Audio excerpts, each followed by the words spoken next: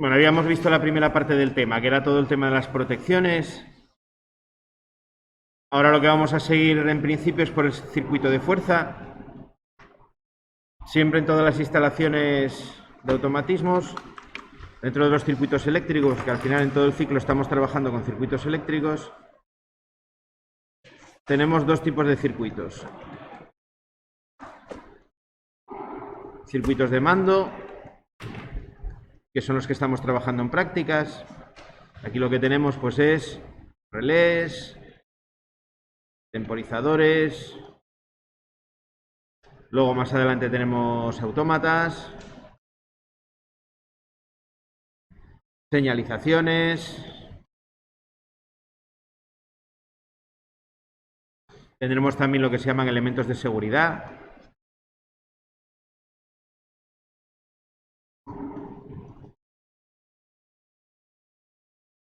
Tendremos todo lo que se engloba bajo las siglas HMI.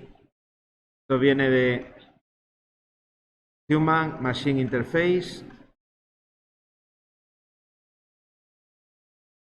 Esto lo vais a ver en los catálogos normalmente de los fabricantes como diálogo hombre-máquina, lo llaman. No es exactamente la traducción en español, pero lo suelen llamar diálogo hombre-máquina. Aquí dentro de esto te entran los pulsadores, las lámparas de señalización, las pantallas táctiles estas donde puedes visualizar una instalación y actuar sobre ella. Todo lo que sea mostrar información o permitir que el operario actúe sobre la máquina o sobre la planta entra en ese nombre de Human Machine Interface. Bueno, sensores, todo lo que son sensores de la planta, sensores, todo ese tipo de cosas entrarían ahí. Y luego, por otra parte, para mover las máquinas lo que necesitamos son otro tipo de circuitos que son los que llevan corriente, ¿no? Los que llevan la potencia que las máquinas necesitan, que es lo que llamamos circuitos de fuerza. Aquí lo que tendremos será motores, condensadores, que se utilizan para compensar el factor de potencia, lo veréis en electrotecnia. Las cargas inductivas hacen que la tensión y la intensidad se desfasen. En alterna lo que tenemos son ondas y esas ondas nos interesa siempre que vayan en fase. Los motores, por ejemplo, que son cargas inductivas, originan un desfase, hacen que la intensidad se retrase en el tiempo. Lo mismo pasa con cualquier tipo de bobina. Mientras que los condensadores tienen el efecto contrario, los condensadores hacen que la intensidad se adelante. Bueno, eso hace que cuando tengo, por ejemplo, pues muchas cargas inductivas, tengo que instalar una batería de condensadores que compensa, ¿no? Como adelanta la intensidad, compensa el efecto de retraso que producen las bobinas. Y lo que me hace al final es que la instalación se comporte en algo muy parecido a una resistencia, desde el punto de vista eléctrico, que es lo que siempre me interesa. Aquí puedo tener también resistencias. En cantidad de procesos industriales tengo que calentar materias, ¿no? Bien sean sólidas, bien sean líquidas, o materia que sea, hay que calentarlas y para eso se utilizan resistencias. Desde el punto de vista ya propiamente del circuito, aparte de esto tendré pues las protecciones, lo que se llaman elementos de conmutación, que es lo que vamos a ver al principio, los contactores, ¿no? Es el más destacado. Aquí tendré también pues variadores de frecuencia, que veremos también un poquito más adelante.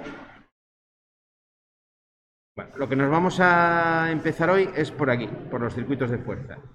¿Vale? En este tema veremos primero los circuitos de fuerza y luego ya pasaremos a ver ya elementos concretos de los circuitos de mando, que los hemos estado viendo algunos de ellos en el taller, pero los vamos a ver desde un punto de vista ya más formal, de ver qué símbolo tienen, cómo se numeran los bornes, qué tipos hay de cada elemento y demás.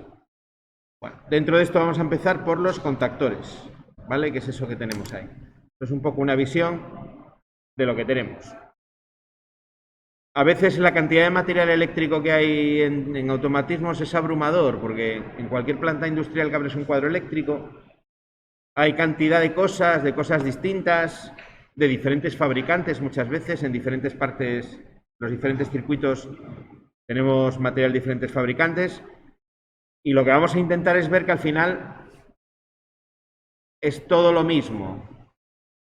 Bueno, todo lo mismo, que tenemos un número limitado de elementos, que sí tiene mucha variedad constructiva, pero que al final las funciones que hace son muy concretas. Y es lo que vamos a intentar aprender, ¿vale? Para que luego, si tenéis que manejar material de cualquier fabricante, lo sepáis manejar y veáis que es equivalente. Pasa mucho con los autómatas, ¿no? Aquí nos vamos a centrar en autómatas de Siemens, veremos alguno de ABB que ha traído el compañero, veremos de Schneider también uno que tenemos, el Celio, pero hay muchas más marcas y el software, por ejemplo, que utilizan para programar es diferente, pero al final ya la manera de programar se va a parecer, pero es que lo que voy a hacer con el autómata va a ser exactamente lo mismo. Al final voy a manejar entradas digitales, salidas digitales, entradas analógicas, salidas analógicas. La manera de actuar en los procesos y el cableado va a ser prácticamente igual. Es lo que vamos a intentar ver. Dar las bases de todo esto para que una vez que lleguéis a una instalación industrial sepáis defenderos con cualquier tipo de material que caiga en vuestras manos o que tengáis en un cuadro. Que sepáis más o menos meterle mano a todo, lo que sea industrial.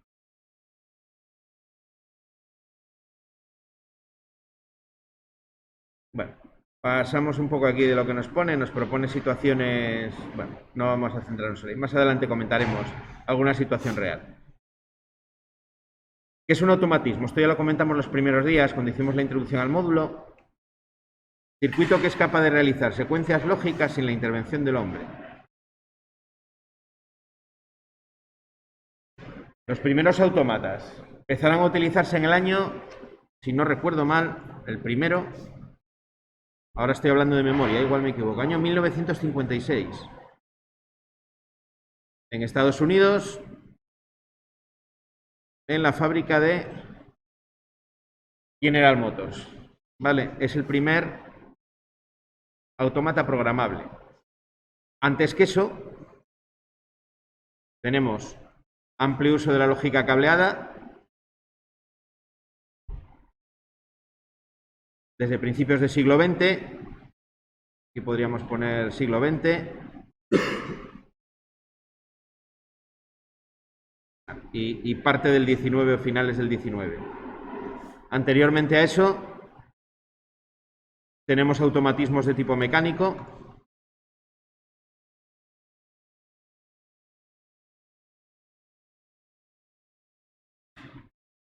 Esto digamos que es donde empieza la era de los PLCs. Empieza aquí. Y bueno, hasta nuestros días, la actualidad. Estamos en lo que se llama la industria 4.0. ¿Alguien ha oído hablar de este término? ¿Os suena de oír hablar de eso por ahí?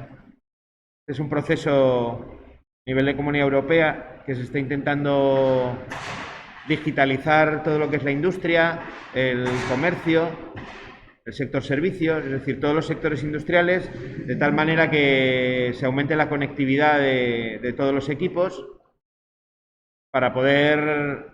La razón final es mejorar la gestión de todo tipo de empresas, aprovechar todas estas tecnologías digitales para mejorar la gestión. Eso implica conectividad de equipos en el campo industrial, que es a lo que nosotros nos ocupa. Todos los equipos están conectados a una red de tipo informático. Yo puedo captar datos de los equipos, puedo actuar sobre los equipos remotamente. Eso me va a permitir, imaginaos, por ejemplo, desde el despacho del CEO de una gran industria o de una gran empresa, poder conocer todos los datos de producción en tiempo real. ¿Qué es lo que se está produciendo? ¿A qué velocidad?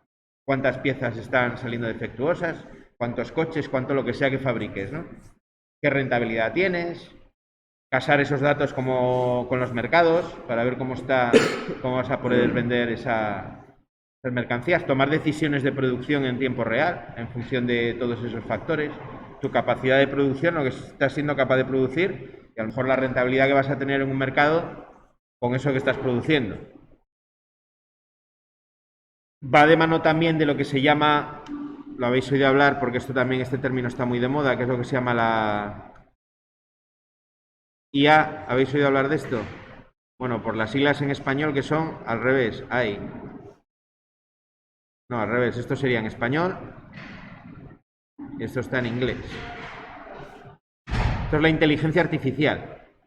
Hoy en día muchos de estos automatismos se están programando ya con inteligencia artificial. Y aquí hablo de automatismo en general, ¿eh? Incluimos, por ejemplo, un cajero automático, un programa que se utiliza en una industria de servicios para, no sé, con un bot que manda información a los consumidores en función de los gustos de consumo que tienen. Todo eso es automatismos también. Y está en el campo de la inteligencia artificial. Dentro de esto también tenemos como tendencias actuales. Pues ahora puedo cuidar para allá, esta para allá. Aquí os está dando a vosotros. Pero a ver, que llama ahí.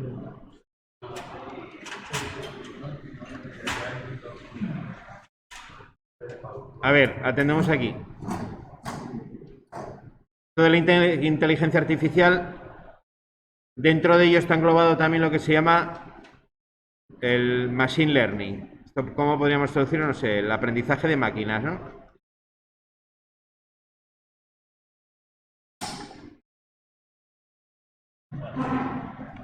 El aprendizaje de máquinas. Es decir, máquinas que son capaces de aprender. Yo les doy una serie de modelos. Imaginaos, por ejemplo, no sé, una cámara de inteligencia, una cámara de visión artificial. Hoy en día se utiliza mucho en industria para poder identificar, por ejemplo, piezas que están defectuosas, ¿no? De una manera rápida. En vez de tener un operario de calidad supervisando las piezas y detectando defectos, lo que tengo es una cinta con un montón de piezas pasando a toda velocidad, una máquina que está haciendo continuamente fotos y luego detrás una inteligencia artificial o una programación que es capaz de distinguir qué pieza es defectuosa y qué pieza no. Bueno, normalmente en esos sistemas lo que hay es que enseñarle a la máquina lo que es un defecto. Entonces se le muestran piezas primero que están correctas. Hay que, mientras más cantidad de piezas sea capaz de visualizar y de aprender, mejor, ¿no? Más fino va a ser el sistema. Y luego tengo que enseñarles piezas defectuosas con todos los defectos posibles, en todas las posiciones posibles, con diferentes niveles de iluminación. Es decir, al final, para que sea capaz el sistema de distinguir lo que es una pieza que tiene un defecto de lo que no es un defecto. Después de ese proceso de aprendizaje, se pone el sistema en funcionamiento y es cuando se prueba. Se va probando esa capacidad de aprendizaje que hemos conseguido. Dime, Isaac.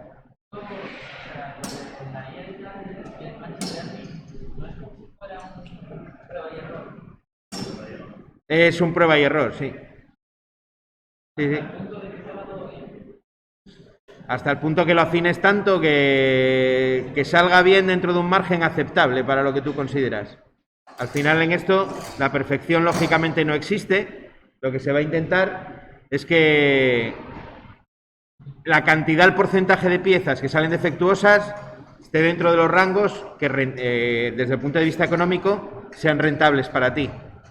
Si te sale rentable ya, pues bien. Todo esto es con lo que se está empezando a trabajar ya en muchos sitios, ¿vale? Esto, la evolución, pues pensar desde automatismos puramente mecánicos. En la Grecia antigua, por ejemplo, es donde se suele decir que está el primer automatismo. Había un templo donde tenían un sistema de vapor que hacía que se pudieran abrir las puertas del templo de manera automática, sin la intervención humana. Lógicamente era un pequeño truco que usaban para impresionar, ¿no? Ponte en la mentalidad de alguien de esa época, vas al templo a realizar tus oraciones o lo que sea, y de repente ves que la puerta del templo se te abre de manera completamente automática, sin que haya nadie por dentro ni por fuera tirando de la puerta, unas puertas además que serían de un tamaño considerable. ¿Cómo lo hacían? Pues nada, tenía un sistema de vapor con hervían agua, una canalización de tuberías y aprovechaban la fuerza de ese vapor a presión, lo que es una máquina de vapor, para poder abrir las puertas. Un sistema de poleas para multiplicar la fuerza. Con recursos puramente mecánicos conseguían lo que os pone aquí, ¿no? Algo que era capaz de realizar una tarea sin la intervención del hombre.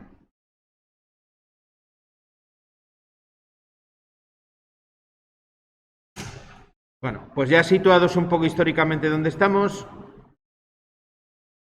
vamos a ir a hablar mucho también de lo que pone aquí a continuación, lo que son los automatismos cableados o programados. nosotros vamos a trabajar con los dos. Estamos ahora trabajando con automatismos cableados. Un automatismo cableado quiere decir que la lógica de funcionamiento la hago mediante conexiones físicas cableadas. Y un automatismo programado es aquel que, junto con las conexiones cableadas, que las necesito para alimentar los receptores, tengo un programa que hace que funcione todo por detrás. ¿Alguna pregunta? Dime. ¿Hasta qué punto está, por así decirlo, bien visto la... Porque hoy mismo vi como 8 coches de policía ahí porque iban a una manifestación de los agricultores y de los que eran aluminio y que todos están ahí en cuestión. Bueno, no estamos aquí para entrar en debates, pero por ponerlo muy fácil.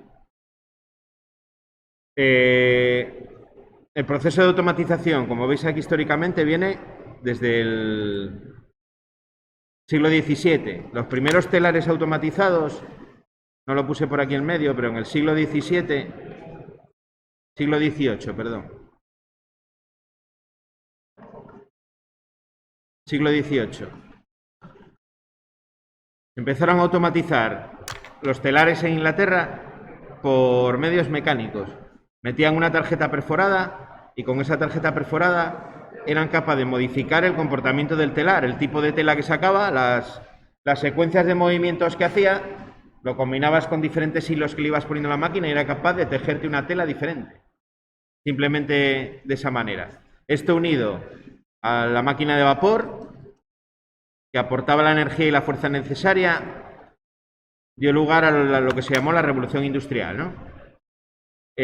Todos los periodos de transformación que hemos tenido a nivel industrial desde ese siglo XVIII, a corto plazo traen siempre problemas. Tú si tienes una industria donde todo se hace manualmente y mañana lo automatizas, de la plantilla que tengas, pues a lo mejor te sobran la mitad de los paisanos, a lo mejor te sobran un 80%. ¿Es un problema? Hombre, pues díselo a los que acabas de despedir, ¿no? Para eso sí que es un problema.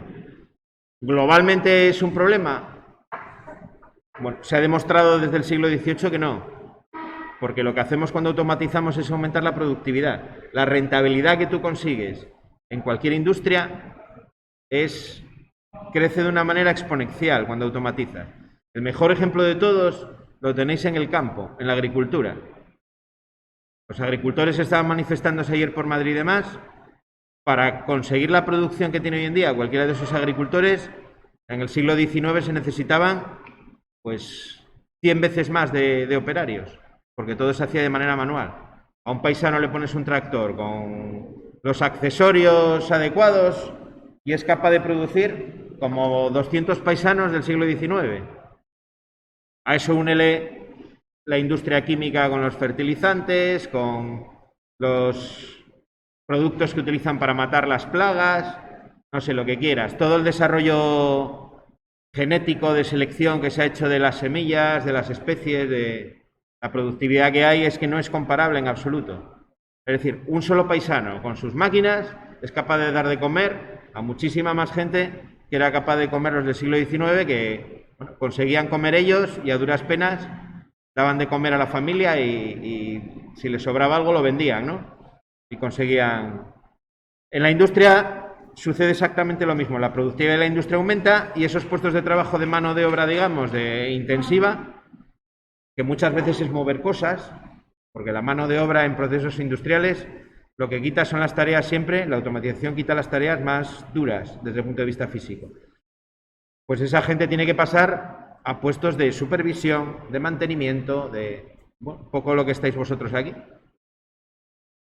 Ya no vale con irse cuando cumples 16 años a trabajar a la industria que tienes en tu zona, de lo que sea, de operario de máquina, sino que hace falta pues formarse en algo tecnológico, o bien en electricidad, o mecánica, electromecánica, electrónica, algo que te sirva para poder ser parte de ese mantenimiento. Y luego todo lo que es el proceso de automatización en sector servicios, la digitalización, está generando un montón de puestos de trabajo de gente que necesita gestionar todo ese tema digital. Al final, por mucha inteligencia artificial que pongas, el factor humano sigue siendo importante. Yo todavía esta semana descubrí puestos de trabajo que no sabía que existían. Pero claro, luego lo piensas y dices tú, claro, es lógico que tengan que existir. Por ejemplo, por poneros un ejemplo, toda la publicidad que se mueve en Internet por Google, Facebook y demás, son empresas que básicamente lo que se dedican es a la publicidad. Te colocan un servicio que es gratuito, pero a cambio de ese servicio te cogen tus datos y con tus datos pues hacen cosas, ¿no? Los venden, hacen estadísticas, todo lo que se llama el Big Data, ¿no? Cogen esos datos, los analizan y con el análisis que hacen obtienen una información muy valiosa que hay empresas que la pagan y la pagan muy bien porque esa información para las ventas es muy importante. Puedes hacer campañas de marketing que vayan dirigidas a alguien muy concreto, a alguien que casi tiene seguro que lo va a comprar, por decirlo de una manera rápida. Entonces descubrí puestos de trabajo como una persona, era además teletrabajo, que trabajaba desde casa, que se dedica a captar clientes, a trabajar con los clientes que tiene de publicidad, a adaptar todos esos sistemas de inteligencia artificial a lo que quiere exactamente el usuario, el que pone el anuncio, vamos, si quiere rentabilizarlo en ventas. Entonces le daban un plan de marketing completamente personalizado. Era un puesto de trabajo que hasta que no han surgido estas plataformas no existía. Esa persona que está trabajando en eso, si no hubiese eso, pues estaría trabajando, pues a lo mejor en otra cosa. Y a lo mejor en otra cosa menos cualificada. Yo por lo que tengo leído y por lo que tengo visto, procesos de automatización sí a corto plazo son traumáticos, pero a largo plazo generan riqueza y generan más puestos de trabajo. De hecho, bueno, hay más gente ocupada. Bueno, actualmente tras la crisis esta del COVID no, pero hace pocos años dimos el récord de gente ocupada en España. De gente trabajando, con lo cual contradice un poco eso, ¿no? Si hay más empleos que nunca, entonces es que la gente no se ha quedado en la calle. Y hubo empleos para la gente de aquí, pero es que ha venido mucha gente de fuera también y hay empleos para ellos también. Y más que vendrán, más empleos que habrá. Ahora en este momento no, ahora estamos en un impasse aquí, pero sí que los habrá y sí que volverá a crecer y seguro que de aquí a 10 años el nivel de empleo que hay en España será mayor. Yo creo, ¿eh? Muchas veces se culpa la automatización, pero bueno, nosotros precisamente estamos aquí formándonos en parte para poder trabajar en este tipo de oficios que van relacionados con la automatización. Al final la solución es un poco la formación, ¿no? El ir siempre con la tecnología o intentar ir al paso que marca la tecnología. Venga, vamos a entrar en materia, porque por hacer política no me van a pagar, así que vamos a esto. El contactor. Bueno, ya los habéis visto porque los tenéis en el tablero, ¿no? Físicamente, el que está a la izquierda de la imagen, seguro que os suena, porque todos tenéis uno, o del modelo más nuevo, pero tenéis alguno puesto en el tablero. Luego tenéis aquí otros dos modelos, el de la derecha del todo, que es como este de aquí. Este es de lo que se instala en vivienda. Hay contactores también en vivienda. Cuando quiero conectar, por ejemplo, una calefacción, se utilizan contactores. La diferencia de los que se utilizan en vivienda es que son silenciosos, hacen menos ruido cuando conectan. Veréis aquí cuando conectemos los contactores cómo hacen ruido. Imaginaos que encima le metéis en una caja, en un armario, que hace de caja de resonancia, pues si cada vez que entra pega un flash, en una vivienda no es viable. Entonces hay un modelo, o hay modelos de contactores que hacen menos ruido, se llaman silenciosos, son los que se utilizan en vivienda. Un contactor, ¿qué es? Pues pensar en él como un relé. Bueno, este es el esquema que habíamos puesto ya cuando empezamos en las prácticas. Este de aquí, el esquema del relé, que lo que tenemos que es una bobina, que es esta parte de aquí. Esto sería la bobina, ¿no? Y unos contactos, que sería esta parte de aquí. Principio de funcionamiento que tenía el relé. Nada, le hago circular corriente por la bobina. Aquí tengo el devanado. Unas vueltas de hilo de cobre, el A1 y el A2. Le meto corriente. Esto es lo que tengo en mi circuito, ¿no? Lo que estamos ya cansados de conectar. Y aquí lo que tengo es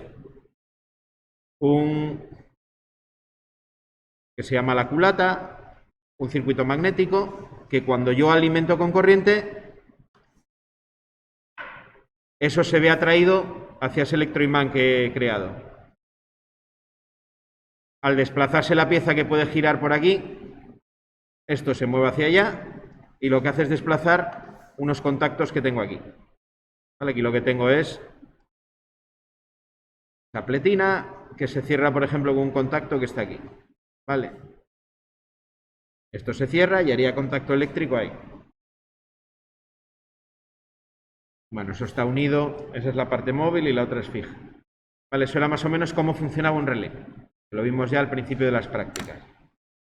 En el relé habéis visto, porque los hemos estado usando, que tenemos diferentes configuraciones, ¿no? Los hay que tienen 2 contactos, los hay que tienen 3, los hay que tienen 4. Los contactos pueden ser abiertos, pueden ser cerrados, pueden ser conmutados, que son los que tenemos nosotros aquí, que serían como estos, ¿no? Una entrada común y luego una salida normalmente cerrada y otra salida normalmente abierta. ¿Qué nos permitía el relé? Pues yo puedo actuar en un circuito, a través de un circuito eléctrico sobre otro circuito eléctrico.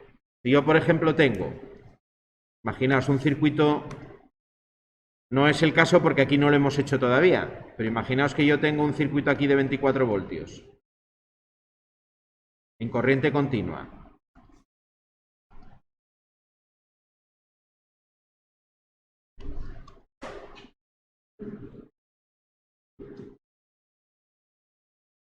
Eso me puede permitir, por ejemplo, pues actuar sobre una carga que yo tengo en un circuito a 230 voltios en corriente alterna, entre fase y neutro. ¿Vale? Un circuito actúa sobre otro circuito. Eso es lo que conseguimos con un relé. Imaginaos que esto es parte, por ejemplo, de un sistema domótico. Esto lo tengo conectado a través de Alexa. Es un cacharro de esos que pongo ahí en una caja de derivación de la vivienda. Y esto lo conecto con el móvil, con Alexa. Al final lo que tiene ese cacharro que tengo en casa es un relé, igual que los que utilizáis aquí, más pequeñito, para integrar en una placa electrónica. Pero al final es eso, una bobina de 24 voltios, suelen funcionar a 24, a 12. Bueno, estos que van ahora... Todos estos que se ponen en vivienda transforman normalmente, cogen la alimentación de 230 y la pasan a 5 voltios. O a 3, que son los valores 3,3, que son los valores que la electrónica de estos aparatos utiliza. Pero al final es un relé. Y yo lo que tengo es un contacto, este contacto de aquí, que es parte de este cacharro, que en mi instalación son 2 bornes, ¿no? Yo tengo una cajita así, suelen ser pastillas de tipo cuadrado, que incluso te caben en una caja universal detrás del interruptor, si no tiene mucho fondo, y aquí pues tendrá 2 contactos que serán los del relé. Luego tendrá su alimentación de línea neutro, pues algún botón para hacer la conexión wifi, para tal. Relé, un circuito me permite actuar sobre otro circuito, lo que se llama mando indirecto, ¿no? Mando a distancia. ¿Vale? Bueno, pues con el contactor yo voy a hacer lo mismo. Lo que pasa es que el contactor es para cargas que consumen mucha intensidad. Los contactos de un relé normalmente, la limitación que tienen, os lo pone aquí, 10 amperios o 5 amperios, 10 amperios con carga resistiva, 5 amperios si son bobinas, lo que estoy maniobrando con esos contactos, lo que estoy conectando. 5 amperios no es mucho.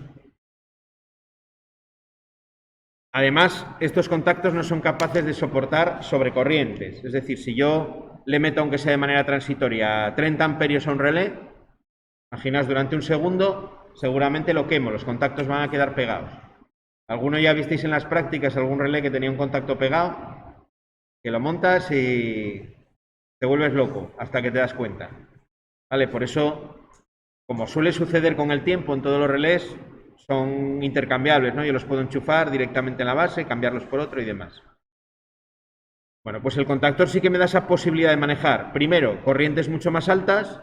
Los contactores podemos manejar la potencia, pues casi hay un contactor para cualquier tamaño de motor que yo tenga. Motores de 20 kilovatios, de 50 kilovatios, de de lo que queráis. Normalmente los de 50 kilovatios son motores ya que se alimentan en media tensión, a lo mejor motores de 6.000 voltios de alimentación. Recordar también esa fórmula que habíamos visto de la potencia. Si aumento la tensión, para la misma potencia la intensidad se reduce. Los motores de mucha potencia hay que hacerlos de tensión muy elevada para que las corrientes sean pequeñas, porque claro, un contactor tiene limitaciones para poder manejar corriente, ¿eh? Los hay muy grandes, pero todo tiene un límite. Bueno, el contactor, aparte de contactos auxiliares, como los que tengo en un relé, que en un contactor ya no son conmutados, sino que suelen ser normalmente abiertos, como este de aquí, o normalmente cerrados, ¿vale? La nomenclatura la misma que ya no sabemos. La terminación 1, 2 es la del cerrado, la terminación 3, 4 la del abierto. Cuando es conmutado, la entrada acaba en 1 siempre, ¿no? Bueno, pues junto con esos contactos tengo lo que llamamos contactos de fuerza o de potencia. Pueden ser 3 o pueden ser 4. Normalmente los contactores son tripolares, tetrapolares. Bueno, los hay también monofásicos, solo con 2 polos. Aquí los que vamos a manejar van a ser todos tripolares. Cada uno de estos contactos se llama polo. Son los 3 polos de un contactor. Y en el símbolo lleva un pequeño semicírculo en la entrada del contacto para distinguir de los contactos de mando, ya cuando lo dibujo simbólicamente. Ese círculo me representa la cualidad principal que tiene un contactor, que es el poder de corte. Esta es la cualidad que lo distingue de un relé. Poder de corte. Poder de corte es la capacidad de poder interrumpir intensidades muy superiores a la intensidad nominal. Si yo tengo un contactor que soporta 12 amperios, ese contactor va a ser capaz de interrumpir con unos límites, con una frecuencia determinada, durante un determinado número de veces, a lo mejor una corriente de 60 amperios. Es decir, el contacto está cerrado y están pasando 60 amperios y es capaz de abrir y no dañarse y poder seguir funcionando. Capaz de extinguir el arco eléctrico que se va a producir, que siempre es lo más delicado en electricidad.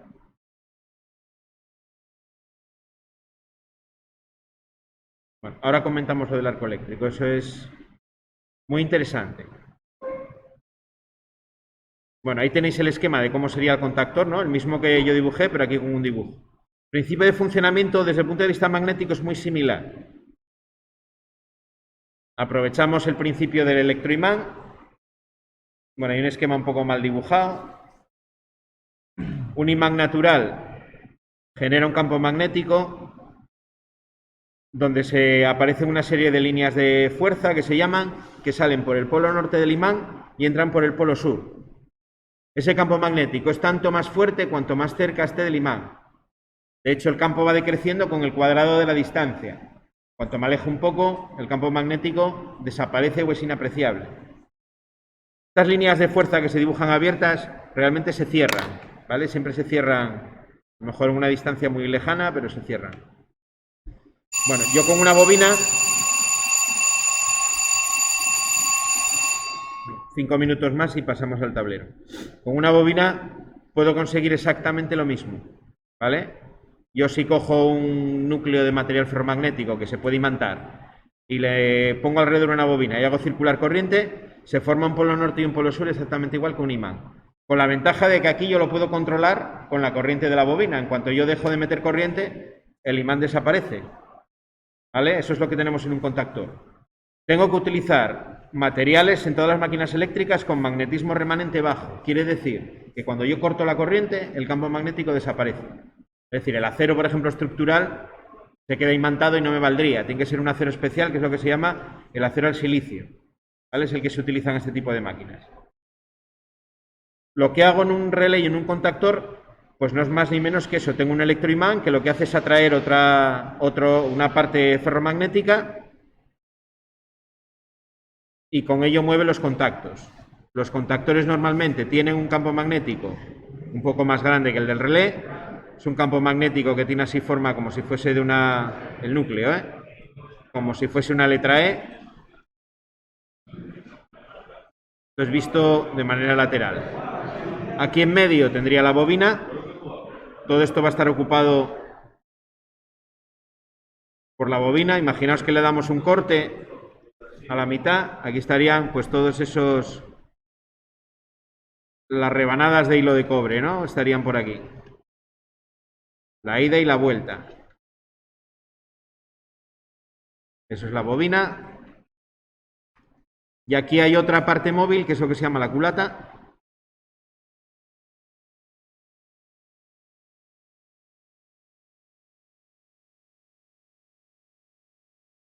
Vale, estoy dibujando al revés.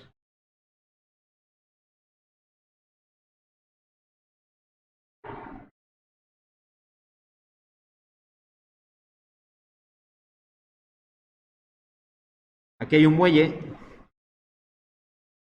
Aquí están las espiras de un muelle, que es el que mantiene la culata separada, aquí en medio. Muelle que es muy importante, porque cuando se desgasta ese muelle deja de funcionar bien. Deja de abrir bien. Tiene que ser un muelle además bastante fuerte para que abra con velocidad. Bueno, cuando yo meto corriente aquí a la bobina, aquí le saldría un hilo por aquí y otro por aquí. La ida y la vuelta, A1 y A2. Le meto corriente. Entra por un lado, sale por otro, va pasando aquí alrededor de todas las bobinas. Y lo que hace es generar un campo magnético. Campo magnético que se cerraría por ese material porque es ferromagnético, ¿no? Y precisamente lo que hace es establecer muchas líneas de campo magnético. Se cerraría por ahí y se cerraría por el otro lado. Lo canalizo, por así decirlo, a través del material. ¿Vale? Esas serían las líneas de campo magnético que aparecen cuando alimento yo el contactor. Desde el punto de vista magnético, hemos dicho que las líneas de campo magnético salen por el polo norte y entran por el polo sur, ¿no? Entonces, como estas dos piezas en principio están separadas por aire, lo que creo son dos electroimanes. Uno que tendría aquí un polo norte, porque están saliendo las líneas, aquí debajo que tendría un polo sur, y aquí tendría otro polo sur, ¿no? Porque están entrando. Pero la otra parte, la parte móvil, funciona al revés. Como las líneas de campo están entrando, esto sería un polo sur, esto sería un polo norte y esto sería un polo norte. ¿Qué pasa cuando enfrento dos imanes por el polo norte y el polo sur? Que se atraen, ¿no? Eso hace que aparezca una fuerza mecánica que hace que la culata se vaya en contra de lo que es el núcleo, ¿no? La parte fija del núcleo. Tiene que ser una fuerza suficiente, lógicamente, para vencer la resistencia que está haciendo el muelle. El muelle está empujando en sentido contrario. Y eso es como consigo yo físicamente el movimiento de los contactos, con un electroimán. La bobina y el núcleo fijo, ese que tiene forma D, atrae a la culata, que sería esto de aquí. Esto es lo que llamamos la culata. Y la culata arrastraría los contactos, ¿no? Aquí tendría pues las pletinas de los contactos que cerrarían, por ejemplo, aquí pues con la parte fija, ¿no? Este sería, por ejemplo, un 1,3, 1,4. Esto se atrae ahí y lo cierra. ¿Vale? Bueno, lo veréis en electrotecnia, el tema del magnetismo, y os hablarán un poquito de eso. Pero bueno, es muy sencillo, es un electroimán.